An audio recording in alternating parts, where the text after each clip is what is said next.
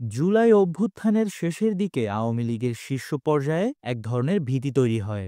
দেশের বিভিন্ন বিশ্ববিদ্যালয় তাদের নিয়ন্ত্রণের বাইরে চলে যেতে থাকে।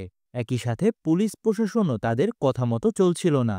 এসব নিয়ে এক ধরনের ক্ষোভ ছিল দলের শীর্ষ পর্যায় থেকে তৃণমূল পর্যায় পর্যন্ত। ওবায়দুল কাদেরের ফাঁস হওয়া ফোন আলাপ থেকে জানা গিয়েছে এর সকল তথ্য।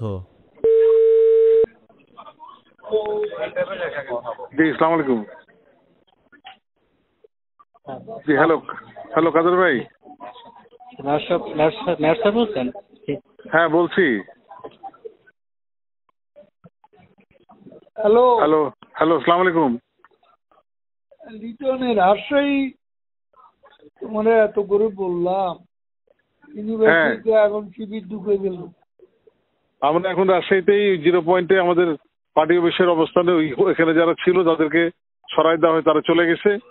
এখন বিশ্ববিদ্যালয়ের ওই দিকে চলে গেছে, ওরা শহরটা আমাদের হাতেই আছে।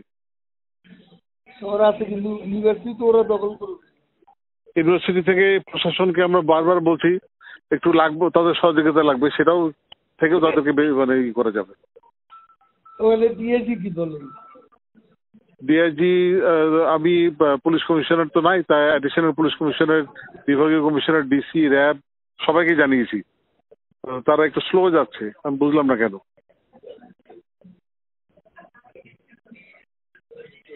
এখন কি রাজশাহী ইউনিভার্সিটির সর্বশেষ খবর? সর্বশেষ খবর এখন যে ওরা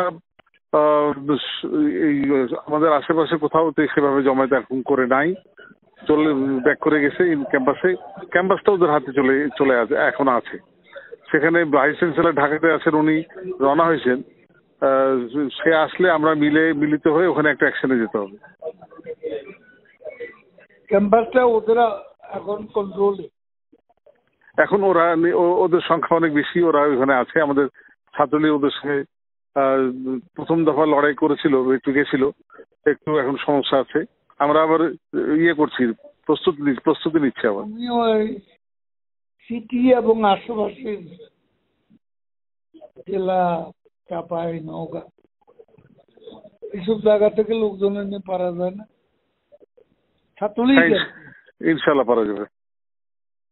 তাহলে একটু দেখো ক্যাম্পাসটা পুনরুদ্ধার করো। জি জি, ইনশাল্লাহ। ঠিক আছে।